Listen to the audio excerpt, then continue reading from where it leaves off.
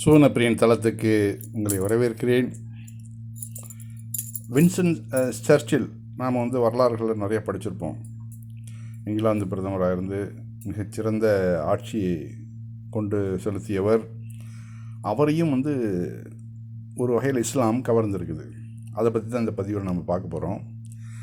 இதில் பாருங்கள், நடுவில் அமர்ந்திருப்பது வின்சன் சர்ச்சில், இடது பக்கம் அமர்ந்தவர் மகன் ரோண்டால்ஃப், வலது பக்கம் அமர்ந்துள்ளவர் சகோதரன் ஜான் சர்ச்சில், மேலே அமர்ந்திருப்பது மருமகன்.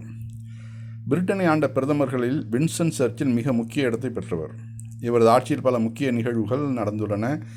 1940 1945 வரையும், பிறகு 1951 முதல் 1955 வரையும் பிரிட்டிஷ் பிரதமராக பதவி வகித்தவர்.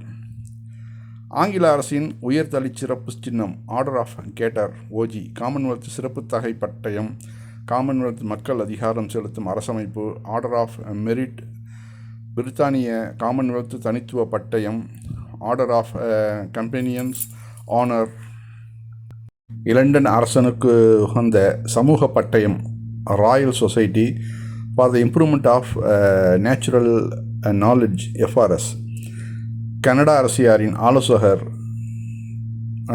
Queens Privy Council for Canada ஆகிய பட்டயங்களையும் கொண்டுள்ளார்.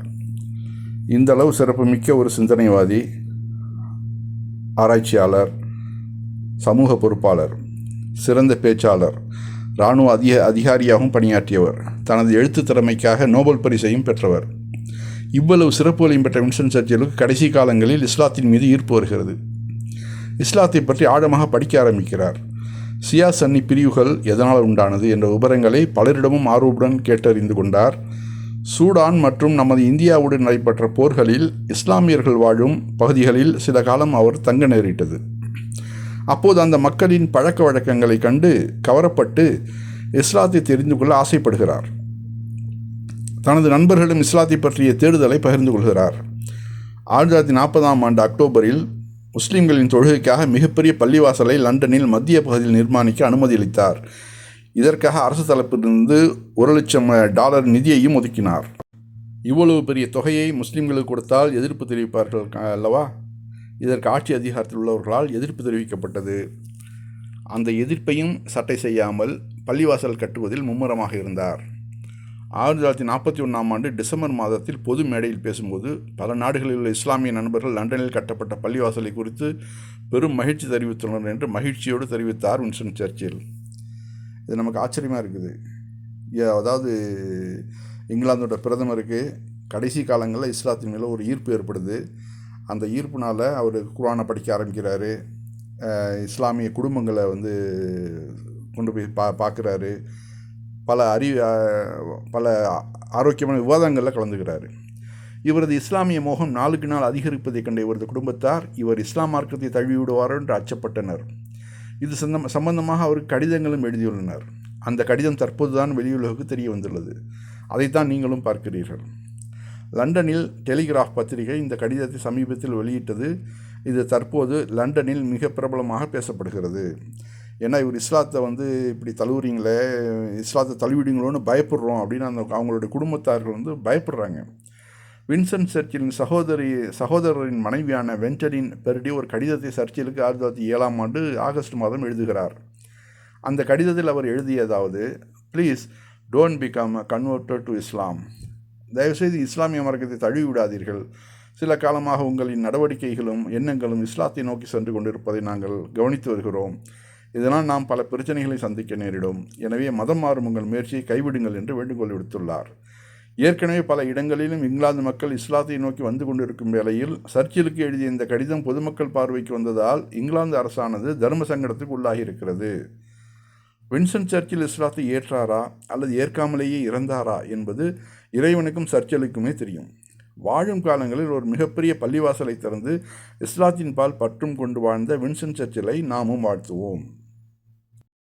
உண்மையிலே இது ஒரு புதிரான ஒரு விஷயந்தான். ஏன்னா அவர் இஸ்லாத்தை ஏற்றாரா ஏற்கலையா அப்படிங்கிறது இறைவனுக்கும் அவருக்கு தான் தெரியும். ஏன்னா வெளியில் அவர் பப்ளிஷ் பண்ணல. ஏன்னா குடும்பத்தில் பிரச்சனை வரும், அரசியல் காய்கள் நகர்த்துவதில் பிரச்சனை வரும். ஏன்னா மதங்கிறது அவ்வளோ சாதாரணம் கிடையாது. இல்லை, ஒரு மதத்தை விட்டு இன்னொரு மதத்துக்கு போகிறதுங்கிறது சாதாரண மனிதன் போயிடலாம். ஒரு பிரதமர் போனாக்க அது பெரிய பிரச்சனையாகவும் பேசு பொருளாகவும் ஆகும். அதனால தான் அவர் வந்து அதை தவிர்த்துக்கிட்டார். இதுதான் அந்த அவருடைய சகோதரருடைய மனைவி எழுதின கடிதம். இது டெலிகிராஃப் இது வந்து வெளியிட்டு தான் பெரிய பிரச்சனையாக போய் மக்கள் மத்தியில் பெரும் வரவேற்பையும் பெற்றுச்சு. இது மாதிரி ஒரு இஸ்லாத்தை நோக்கி அவர் போனது, இஸ்லாத்தை ஒரு ஈர்ப்பு அவருக்கு ஏற்பட்டது வந்து மக்கள் சிலாகித்து பேச ஆரம்பித்தாங்க. இறைவனை அறிவான், அவருடைய இஸ்லாமிய மார்க்கம் அவருக்கும் இறைவனுக்குமானது.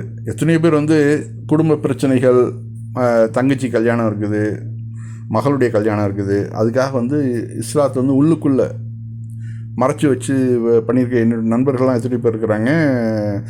ஹைதராபாத்தில் இருந்த ஒரு நண்பர் இதே பிரச்சனைகள்லாம் மாட்டிக்கிட்டு பெரிய பிரச்சனைகள் இருந்தார். கடைசியில் அவர் அதுக்கு பிறகு கடைசியில் வீட்டுக்கு தெரிஞ்சுன்னு வச்சுங்களேன், அந்த சந்துருங்கிற ஒரு நண்பர்.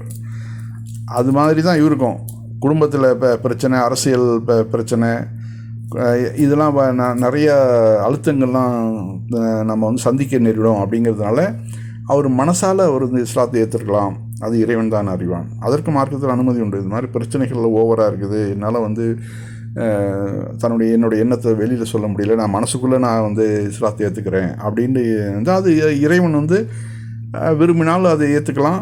அது இறைவனுக்கும் அவர்களுக்கும் உள்ள விஷயம் இது.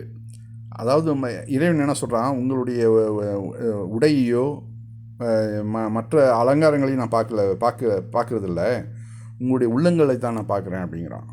இறைவன் வந்து உங்களுடைய உள்ளங்களை தான் நான் பார்க்குறேன், வெளி தோற்றங்களை நான் வந்து பார்க்குறதில்ல அப்படிங்கிறான். அப்போது அந்த மக்கள் வந்து மனசுக்குள்ளே எத்தனையோ லட்சக்கணக்கான மக்கள் இருக்கிறாங்க, உள்ளுக்குள்ளேயே வந்து ஏக இறைவனை மட்டும் வணங்கி நபிகள் நாயகம், அதாவது இறைவனுடைய தூதர்னு ஒருத்தர் நம்பிட்டாருன்னு வச்சுங்களேன், அவர் முஸ்லீமாக மாறிடுறார். அதுதான் மெயின் ஃபஸ்ட்டு ஸ்டெப்பு.